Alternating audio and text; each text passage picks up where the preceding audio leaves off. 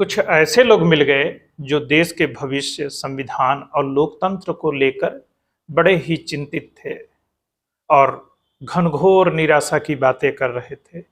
मैंने उनसे पूछा, कहीं आप लगातार मोदी हेटर्स नरेटिव बनाने वाली मीडिया के शिकार तो नहीं है? और आजकल यह एक बीमारी की तरफ फैल गया है कि अपने आप को बुद्धिजीवी साबित करने के लिए मोदी को गाली देना ही पड़ता है। अब आप कहीं ध्रुव राठी, रवीश कुमार एंड कंपनी के वीडियो लगातार देखते तो नहीं हैं? अगर देखते हैं तो आपको अपने आसपास देश में कुछ भी अच्छा होता नहीं दिखाई पड़ेगा। तो इससे मुक्त होने का सबसे अच्छा तरीका है अपने रवीश कुमार पांडे जी का सलाह। जब वो कहा करते थे टीवी देखना बंद कर दीजिए, तब हमने यही काम शुरू किया कि उन्हीं का वीडियो देखना बंद कर दिया और जीवन से सारी नकारात्मक चीज़ें खत्म हो गई। ढेर सारी अच्छी चीज़ें देश में हो रही हैं, उनको देखिए, उनको समझिए। देश बहुत बड़े बदलाव के दौर से गुजर रहा है। अब आपको नहीं दिखाई पड़ता तो यह आपकी समस्या है। सड़क, बिजली, पानी और कनेक्टिविटी के जो दूसरे तरीके हैं, उस पर बहुत बड़ा काम हो रहा है और वह बदलाव हमारे आसपास दिखाई दे रहे हैं। अब सोचिए, इंटरनेट की कनेक्टिविटी और नेट जो हमें मिलता है, उसका मूल्य दुनिया में सबसे बेहतरीन स्थिति में हम लगभग पहुंच चुके हैं, क्योंकि सबसे सस्ता इंटरनेट अब हमारे पास है, यूपीआई हमारे पास है और ढेर सारा इंटरनेट के माध्यम से जो काम हम कर रहे हैं, वह एक बहुत बड़ा अचीवमेंट है। वह रोजगार का एक बहुत बड़ा साधन है। अगर कनेक्टिविटी मिल गई, रेल मिल गई, आपको सड़क मिल गया, एयर कनेक्टिविटी मिल गई और तमाम साधन आपको मिल गए, इंफ्रास्ट्रक्चर से जुड़ी बहुत सारी चीज़ें अगर आपको मिल जाती हैं, तब अगर आपके पास रोजगार नहीं है तो इसका मतलब यही होता है कि आप निकम्मे और नालायक हैं।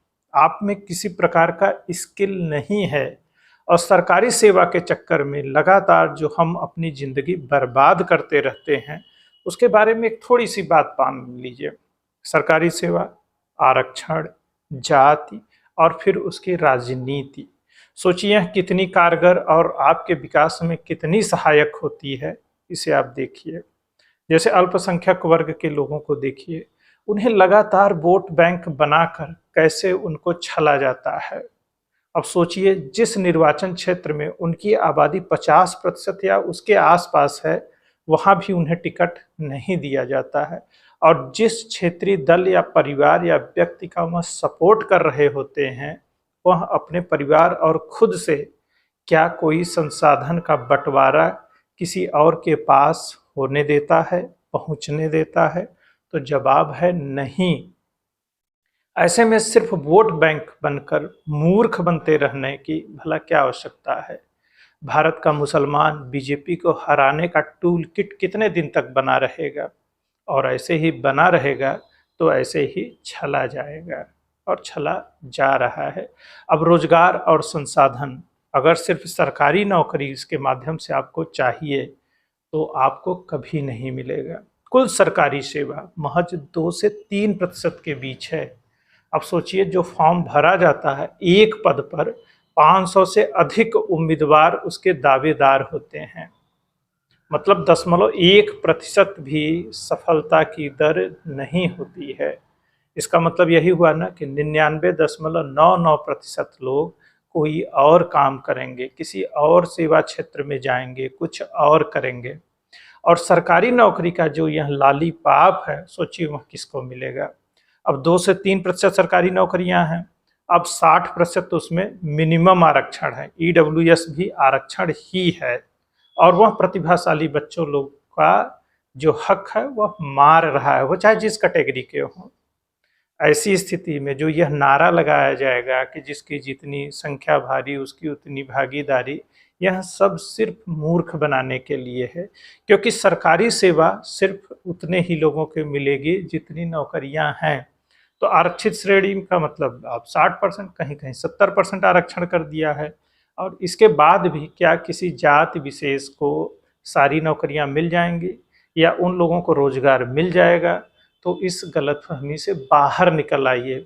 सिर्फ आपको वोट बैंक बनाए रखने के लिए यह आंकड़ा और झुनझुना काम में आता है। तो आप बने रहिए, झुनझुना बजाइए और बजिए, और कुछ नहीं होने वाला है।